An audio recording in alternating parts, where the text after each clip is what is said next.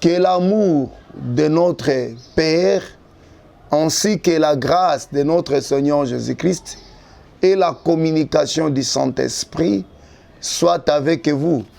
Nous sommes tellement contents de vous retrouver encore dans notre émission, la vôtre, la découverte prophétique.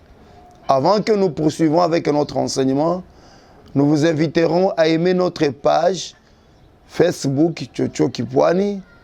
Pourquoi bien aimé? Parce qu'il se peut qu'à la télé, vous pouvez rater une de nos émissions ou alors une de nos rediffusions.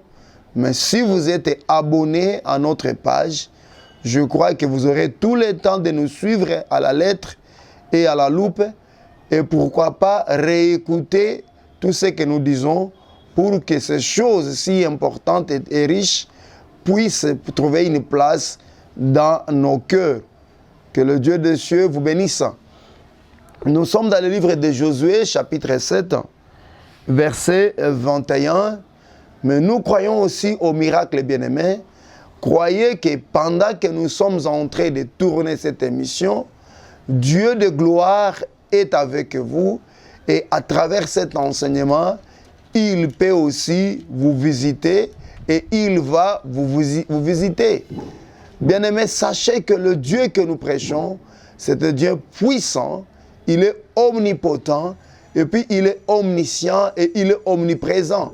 C'est-à-dire, il vous connaît, il connaît ce que vous avez comme besoin, et il est tellement puissant pour répondre à vos problèmes. Voilà pourquoi, ayez confiance.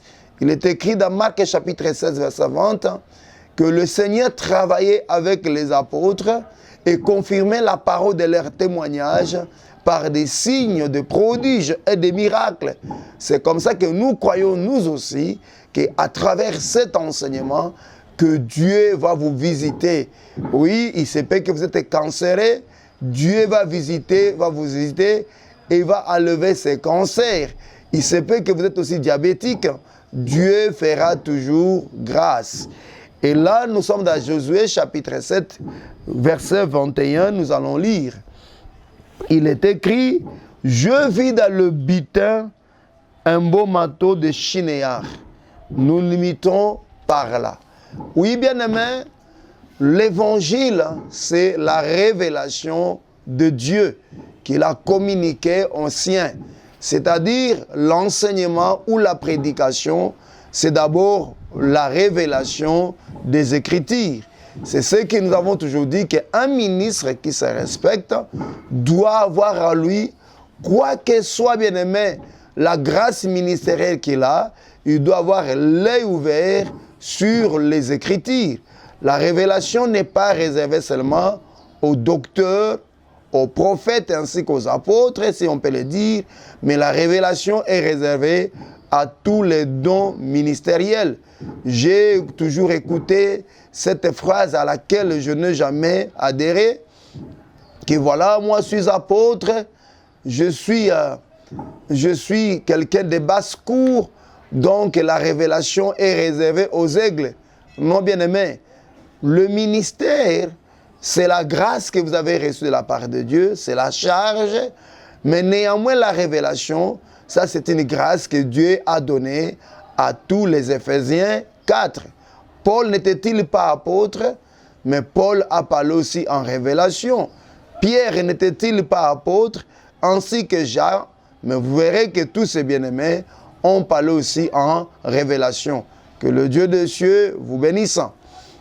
Alors, nous sommes en train de parler sur... Là, aujourd'hui, nous allons parler sur le manteau de chinéar. Nous avons dit, nous allons expliquer sur le pourquoi du beau, parce que Akan a pris soin de préciser à Josué que le manteau qu'il avait convoité, premièrement, était beau, et puis deuxièmement, était de chinéar.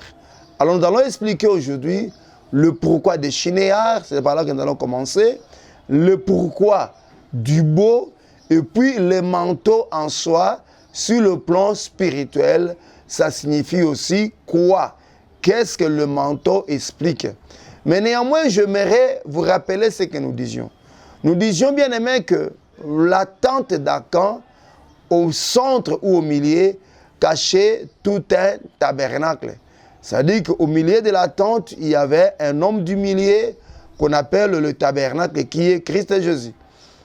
Et la manière dont Akan avait caché les histoires, la disposition qu'il a pris soin, ou la disposition qu'il avait faite, bien aimé, vous verrez que c'était tout un tabernacle qu'il avait construit.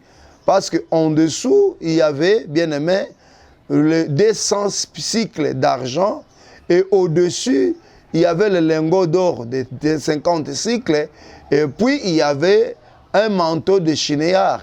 Or, si vous prenez cette manière de disposer les choses, vous retournez, bien aimé, dans le livre d'Apocalypse, dans le livre d'Exode, vous verrez que c'était la même manière que le tabernacle était monté, pour nous faire voir, bien aimé, qu'en réalité, ce que Akan avait fait, bien aimé, en réalité, Akan avait construit tout un tabernacle. Pour dire en d'autres termes que la tente d'Akan, c'était l'ombre de tout un tabernacle. Que le Dieu des cieux vous bénisse. Maintenant, bien aimé, ici nous voyons au-dessus, il y avait le manteau de Shinéar. Qu'est-ce que ce manteau signifie? Nous commençons d'abord par Shinéar. C'est quoi Shinéar, bien aimé? Shinéar, c'est un pays. Et ceci nous amène dans le livre de Genèse, chapitre 10, verset 10. Je crois que vous avez vos Bibles avec vous, parce que nous, dans cette émission, nous aimons toujours parcourir avec les Écritures, parce que nous sommes de ceux-là parmi ceux-là qui croyons que tout ce qui doit être prêché doit avoir pour soubassement les Écritures. Nous sommes des adhérents des Écritures. Donc, nous ne philosophons pas sur les Écritures. Genèse chapitre 10, il est écrit au verset 10, ici on nous parle de Nimrod. On dit, je peux commencer au verset 9, on dit, il fit un voyage chasseur devant l'Éternel. C'est pourquoi l'on dit comme Nimrod, voyage chasseur devant l'Éternel.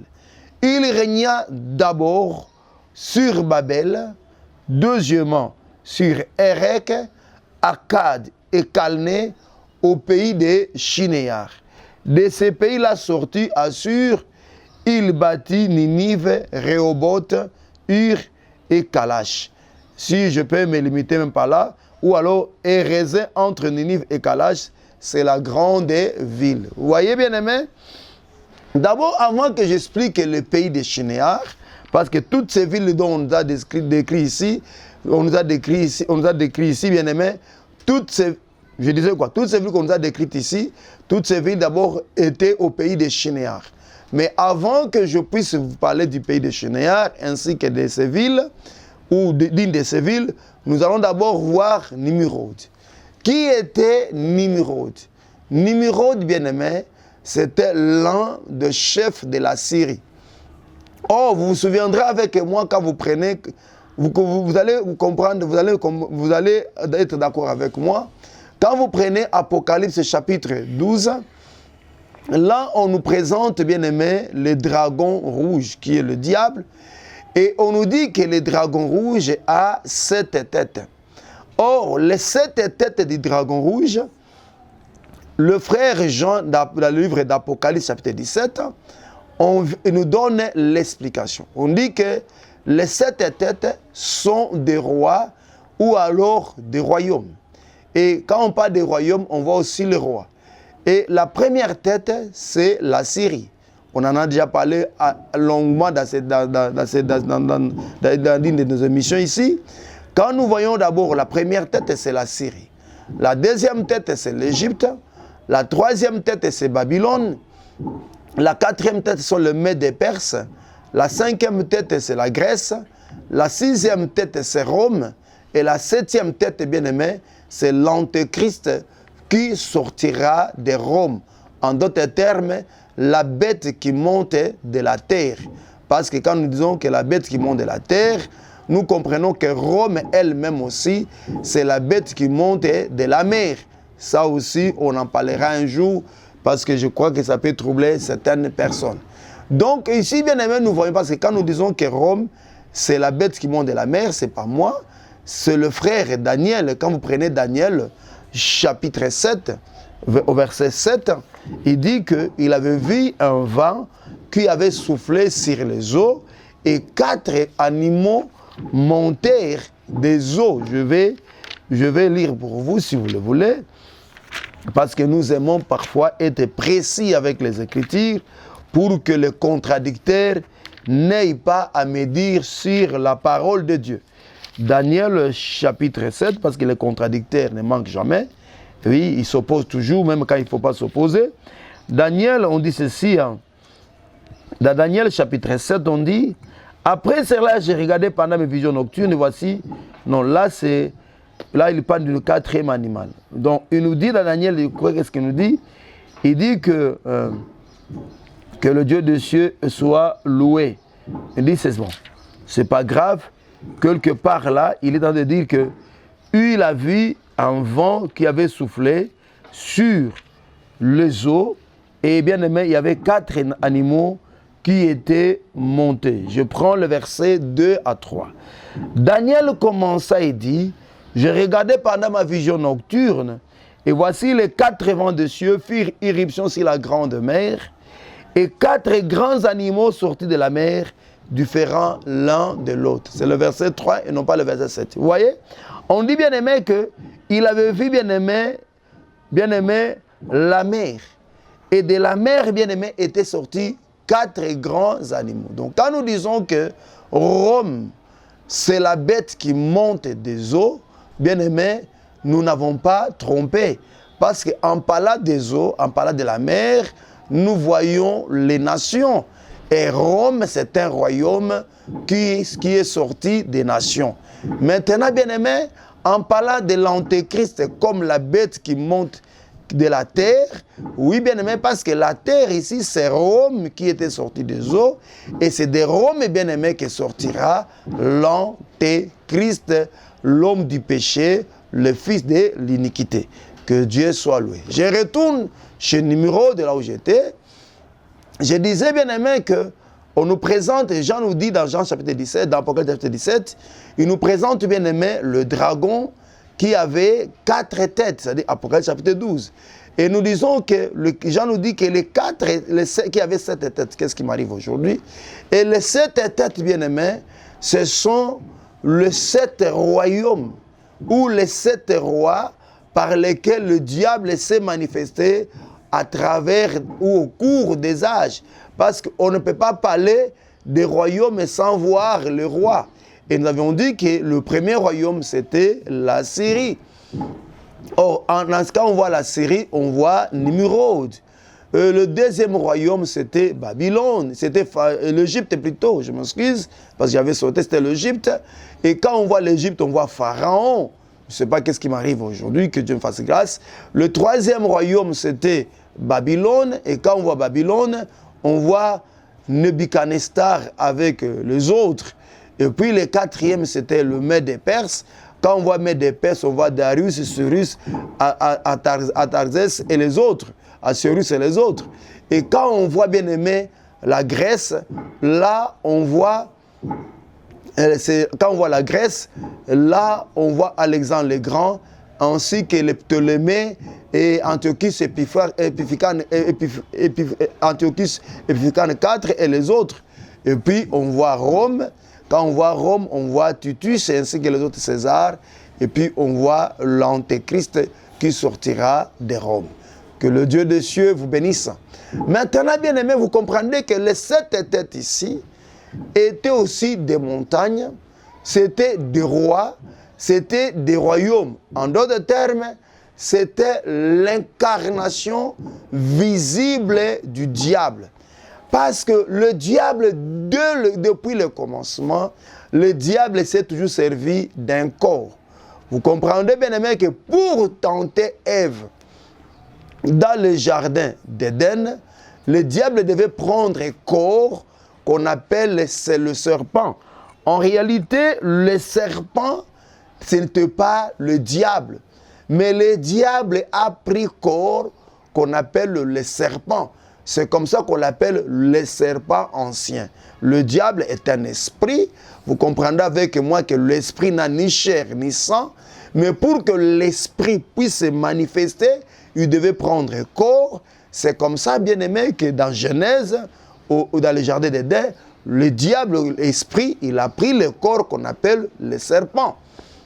Et puis, au cours des âges, vous comprendrez, bien aimé, que le diable s'est servi toujours de corps pour dire que Nimrod, Nebuchadnezzar, Pharaon, bien aimé, le roi Darius, Alexandre et Antiochus IV Épiphane, tous ces gens-là n'étaient que des corps que le diable a utilisés pour se manifester. Voilà pourquoi aujourd'hui aussi, il faudra que vous fassiez attention, frères, que vous ne soyez pas aussi un corps par lequel le diable passe pour se manifester.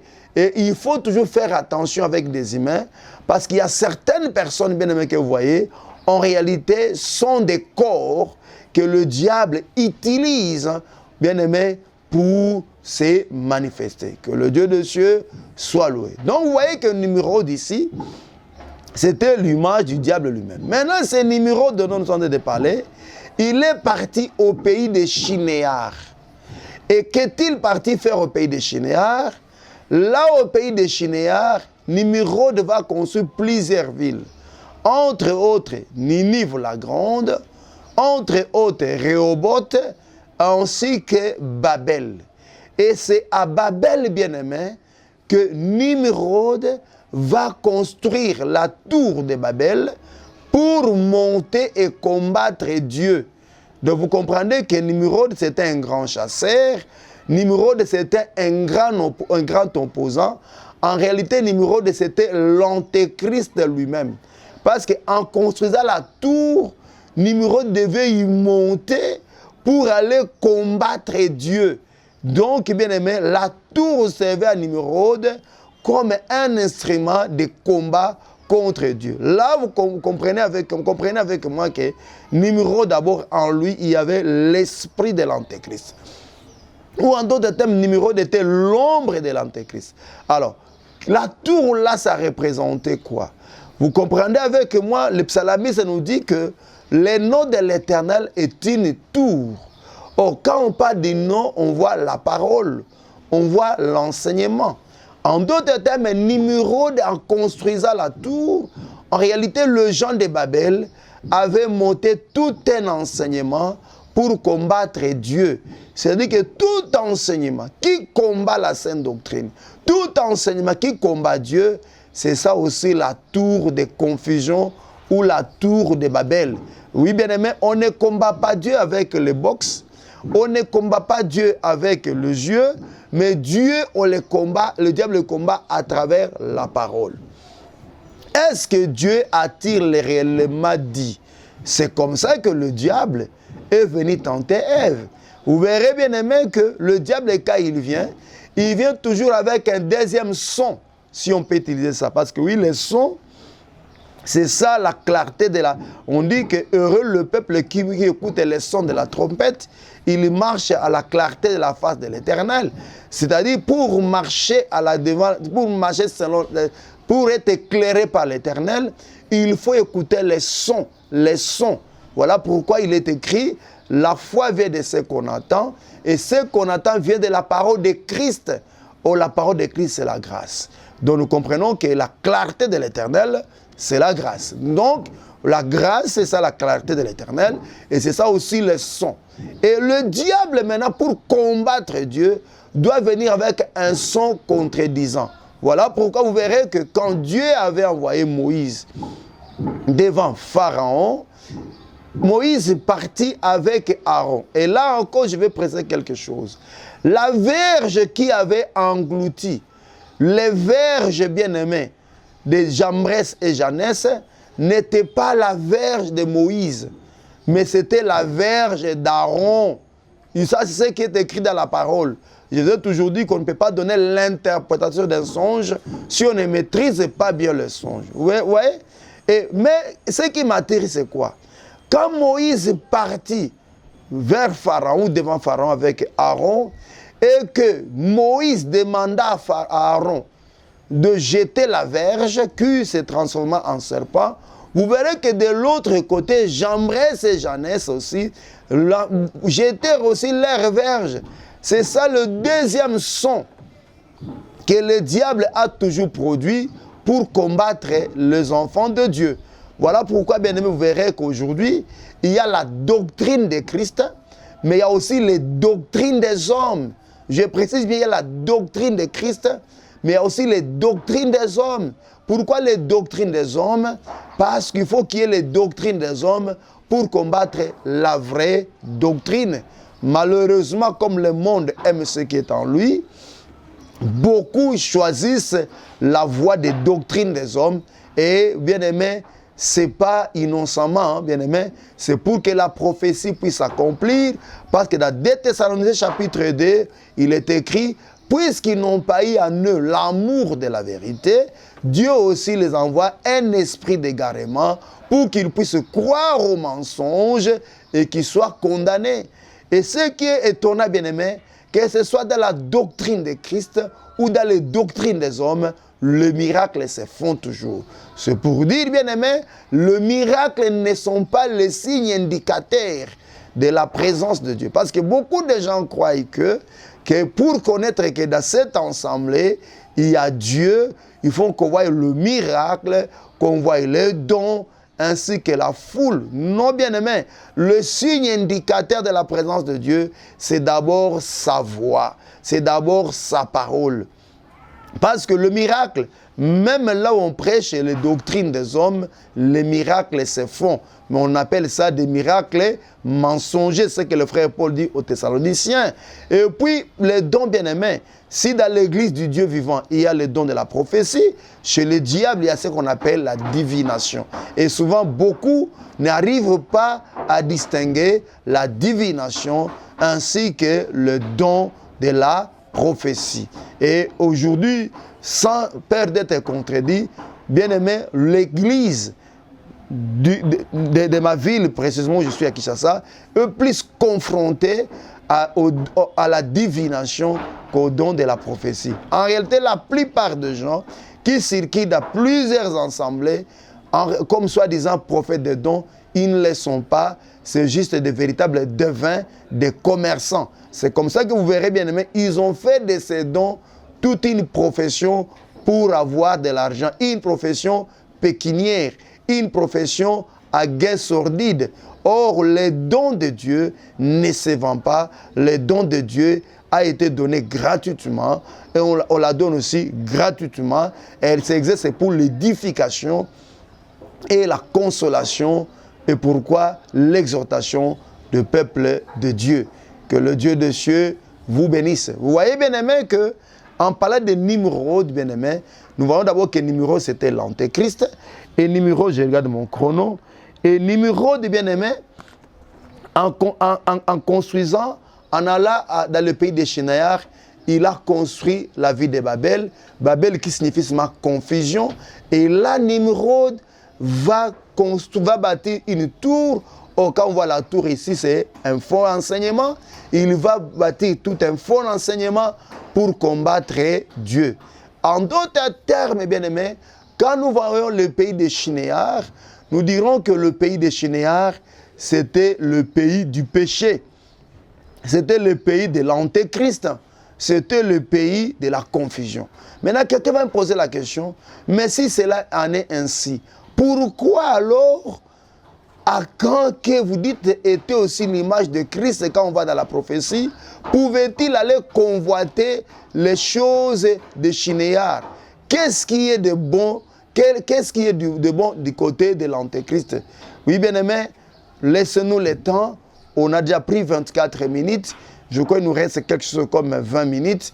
On n'aura pas assez de temps, mais aujourd'hui nous introduisons et dans la suite, dans l'émission prochaine, nous allons, bien aimé, tout expliquer par la grâce de Dieu. Et si les 45 minutes de l'émission prochaine ne vont pas suffire, nous ne sommes pas pressés. Nous allons encore rajouter dans l'émission qui va suivre. Que le Dieu des cieux vous bénisse. Mais nous quittons Nimrod, bien aimé. Nous allons aussi chez Nebuchadnezzar. Là, nous sommes dans Daniel chapitre 1er. Daniel chapitre 1er. Moi, je suis avec toujours ma Bible. Daniel chapitre 1er, nous allons lire et nous prenons le verset 10. Que nous dit la parole du Seigneur? On dit, Daniel 1er chapitre verset 10, on dit, le chef de l'Énike dit à Daniel, bon, Daniel chapitre 1er, je m'excuse, apparemment je me suis trompé du verset, oui, je prends le verset D. On dit, le Seigneur livra entre ses mains Joachim, roi de Juda, et une partie des ustensiles de la maison de Dieu. Nebuchadnezzar emporta les ustensiles au pays de Shinéar, dans la maison de son Dieu, et il les mit dans la maison du trésor de son Dieu. Vous voyez, ici encore, on nous fait voir que le pays de Shinéar, c'était ça aussi, le pays de Babylone. Oui, effectivement, si vous prenez la carte antique, vous comprenez, vous verrez que le pays de Shinéar était au sud de Babylone. C'est-à-dire, en réalité, Shinéar, c'était Babylone. C'est-à-dire, à l'époque de la Syrie, à l'époque bien de Nimrod, Shinéar, c'était tout un vaste territoire. Et dans ce territoire-là, il avait conçu plusieurs villes. Et à l'époque de Nimrod, Shinéar faisait toujours partie de Babylone et c'était au sud.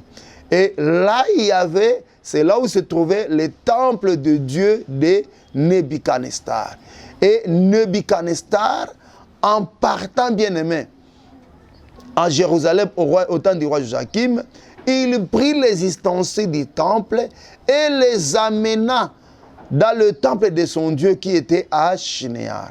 Vous comprenez encore avec moi que ici aussi, Nebuchadnezzar, comme toutes les autres têtes du dragon, bien-aimé, typifiait aussi l'Antéchrist. C'est comme ça, bien-aimé, qu'en partant à Jérusalem, il ne pouvait que prendre les choses saintes pour démontrer son attitude de s'opposer à Dieu.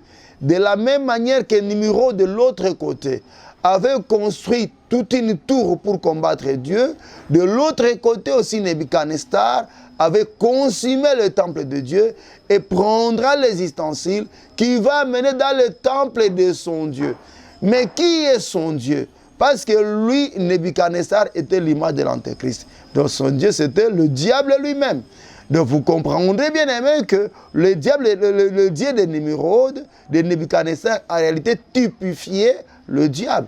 Et c'est là, au pays de Shinéar, que son Dieu avait un temple. Pour dire que, bien aimé, le pays de Shinéar, c'était le trône de Satan.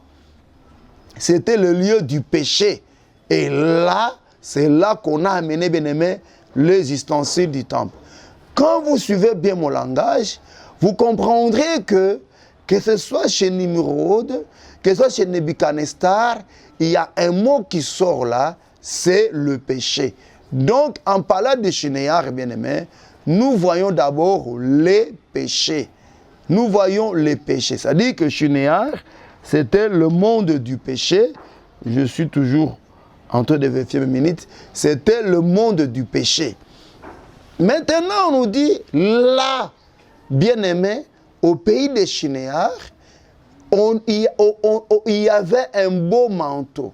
C'est-à-dire que là, au pays de Shinéar, on y faisait des manteaux, si je peux dire ça.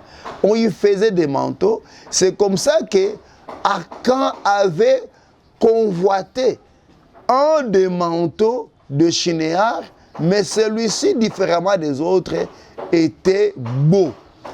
Mais le manteau ici, ça signifie quoi à la lumière des Écritures? Bien aimé, le manteau a plusieurs significations dans la Bible. Le manteau, pas d'abord de Christ lui-même. Quand nous prenons Job chapitre 29, où Job lui-même est en train de parler qu'il était un manteau. Or, nous savons que Job chapitre 29, tout ce que Job dit là, était en train de prophétiser sur la personne de l'homme Christ, pour dire que Christ lui-même, c'est tout un manteau. Voilà pourquoi dans Hébreu, dans Psaume, dans Proverbe, dans Romains chapitre 13, le frère Paul nous dit au verset 14 que nous devons nous revêtir de Christ comme un habit. Oui, c'est comme ça que Dieu aussi dans le jardin, il avait immolé l'agneau le 14e jour et il prit la peau de l'agneau pour en faire tout un habit à Adam ainsi qu'à sa femme. Oui, parce que Jésus-Christ, c'était tout un manteau. Il y a quelqu'un qui me dit, est-ce que papa vous nous donnez cette écriture? Oui, si vous voulez. Hein. Nous sommes dans Job chapitre 29. Job chapitre 29. Je vais prendre le verset 14. Il est écrit, je me revêtais de la justice et je lui servais des vêtements. Vous voyez, je peux commencer au verset 13. Il dit, la bénédiction du malheureux venait sur moi. Je remplissais de joie le cœur de la veuve. Je me revêtais de la justice et je lui servais des vêtements. Vous voyez, ici, Job dit qu'il était tout un vêtement pour la veuve. Or, en parlant de la veuve, ici nous voyons deux peuples. Premièrement, en parlant de la veuve, je vois la veuve de Sarepta. Et la veuve de Sarepta, Élie en partant à Sarepta, Élie était tout un manteau qui devait protéger la veuve pendant tout le temps de la famine. Vous comprenez avec moi qu'au temps d'Élie, Élie avait fermé le ciel afin qu'il n'y ait pas la pluie et la famine était partout. Mais Élie fit envoyer à une des veuves qui était à Sarepta et là Élie va servir de manteau pour cette veuve afin que cette veuve ne puisse pas mourir de faim. C'est ça aussi aujourd'hui, bien-aimés. Hein? Il y a la famine de la parole en Israël. Pour le moment, le jardin d'Éden est fermé pour Israël.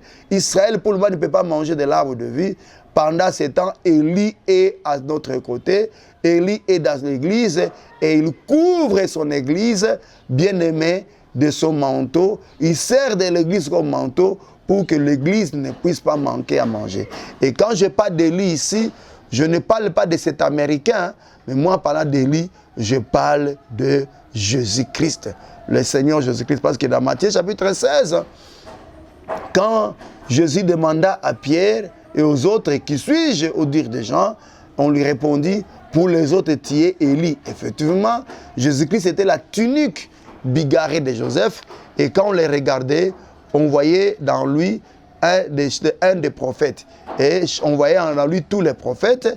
Et parmi ces prophètes, il y avait aussi Élie. Donc, vous voyez, bien aimé, qu'en parlant du manteau, le manteau nous parle d'abord de Christ Jésus. Je sais qu'aujourd'hui, on ne finira pas.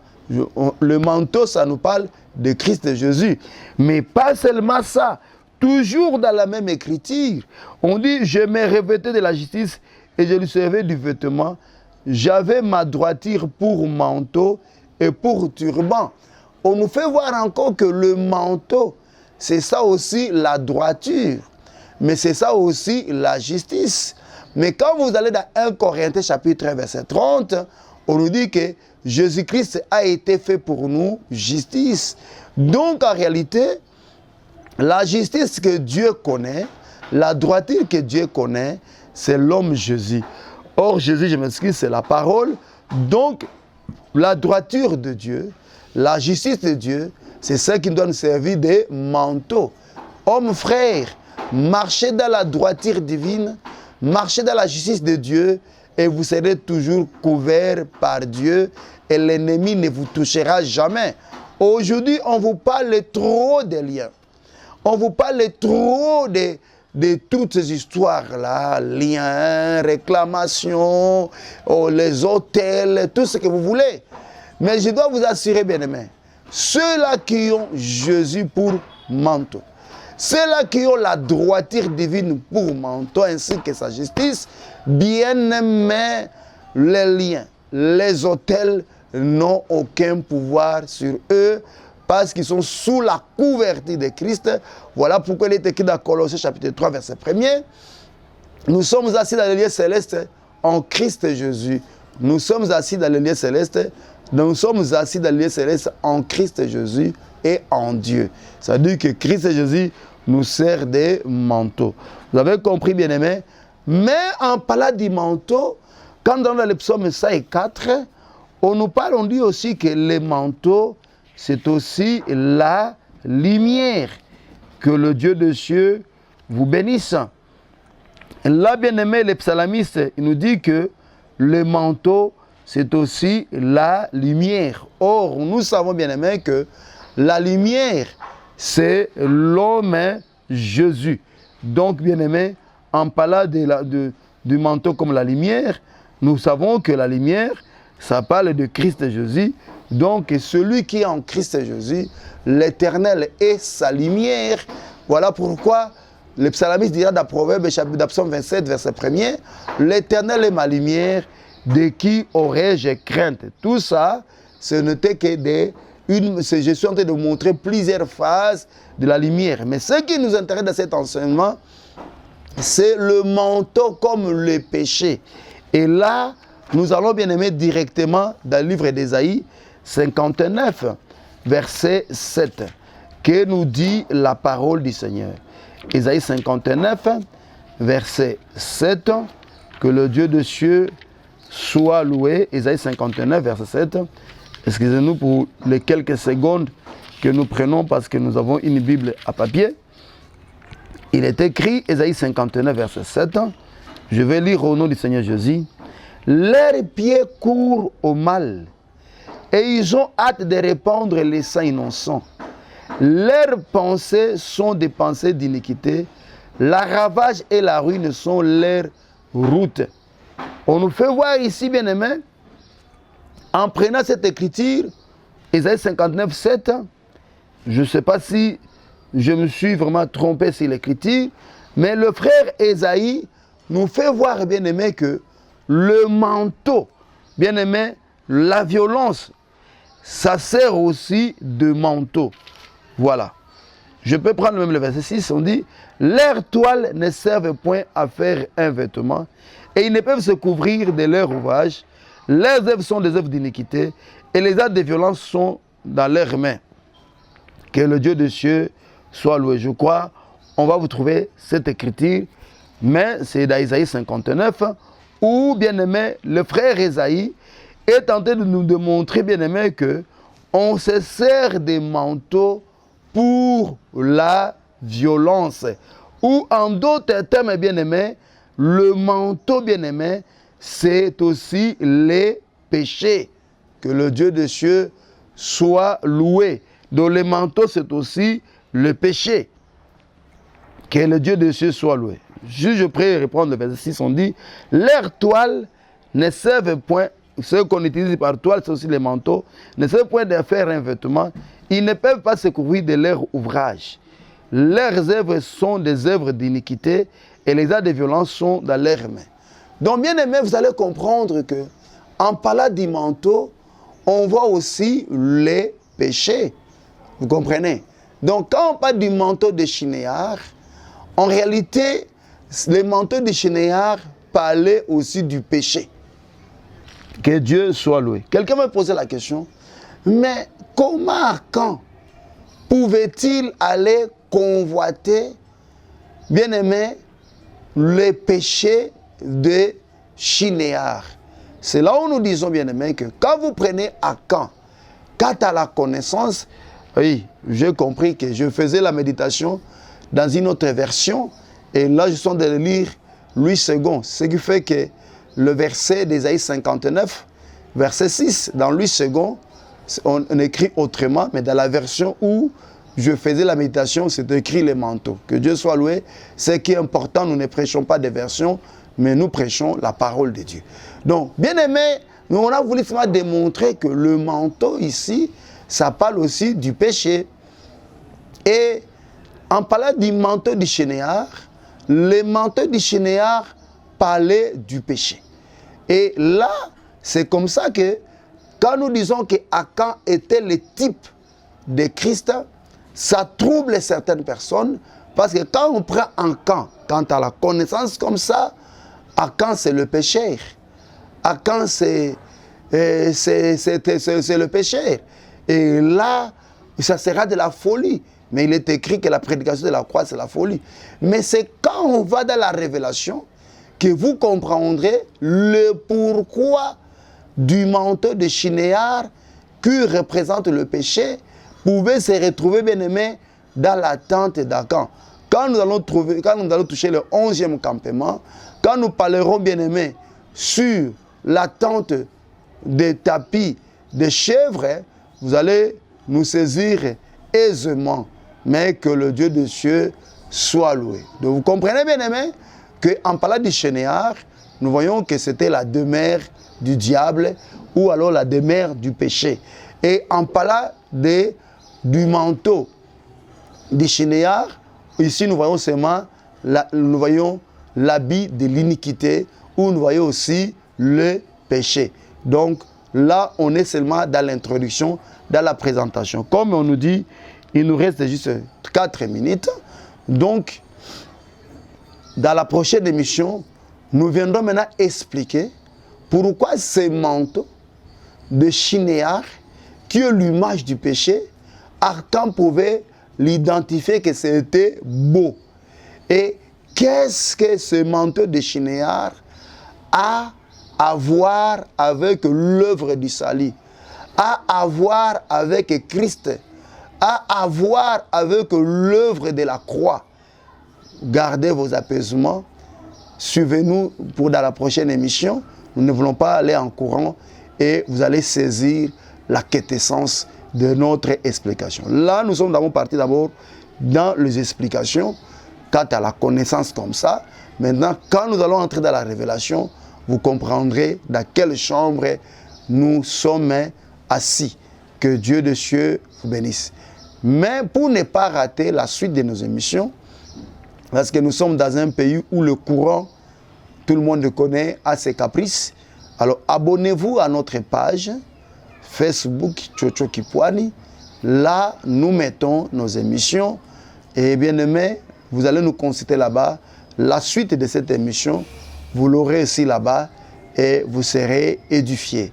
Abonnez-vous seulement et mettez ça dans vos favoris et vous ne manquerez jamais. Mettez cette page dans vos favoris et vous ne manquerez jamais aucune des émissions. Que le Dieu des cieux vous bénisse. Nous donnons nos communiqués.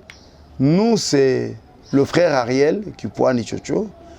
Nous sommes conducteurs de l'Assemblée de Kitega, numéro 50 à la commune de Barumbu.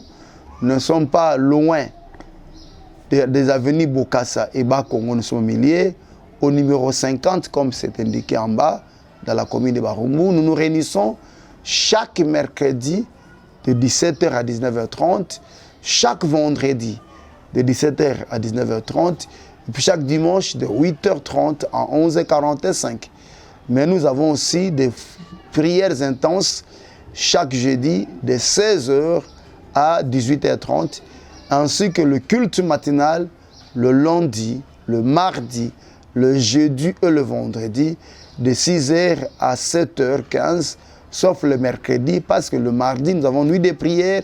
Si vous voulez venir veiller aussi avec nous, nous avons veillé de prières chaque mardi, de 0h à 3h, ce qui fait que le matin, on n'a pas culte matinal. Et puis, le samedi, c'est notre jour de repos. Et nous recevons chaque jour, sauf mercredi et samedi, donc lundi, mardi, et puis jeudi, vendredi, après le culte matinal, jusqu'à 9h. Nous sommes là, nous recevons. Et pour ceux-là qui n'ont pas du temps, appelez-nous à notre numéro 080 87 87 418. C'est nous-mêmes qui décrochons le téléphone. Nous allons vous écouter et puis nous allons parler. Et puis, si vous voulez aussi nous aider, nous avons notre compte M-Pesa 81 688 48 08. 81 688 48 08. Votre contribution nous fera du bien. Que le Dieu de cieux vous bénisse et qu'il vous guérisse, qu'il vous touche, comme nous l'avons dit au début de l'émission, qu'il fasse des prodiges dans votre vie et que vous puissiez témoigner sa bonté sur tout le plan. Nous remercions notre bien-aimé Mouchele qui est derrière la caméra. Nous remercions tous les saints du monde qui nous appellent et qui adhèrent à qui s'abonnent à notre page. Et nous remercions les saints de Kitega qui ne cessent de nous soutenir avec leur moyens. Que le Dieu de cieux bénisse. Et nous bénissons tous ceux-là aussi qui, dans leur cœur, intercèdent pour nous et nous portent dans leur cœur et qui font une large diffusion pour cette émission. Que le Dieu de cieux bénisse. Ciao, merci et à la prochaine émission. Merci.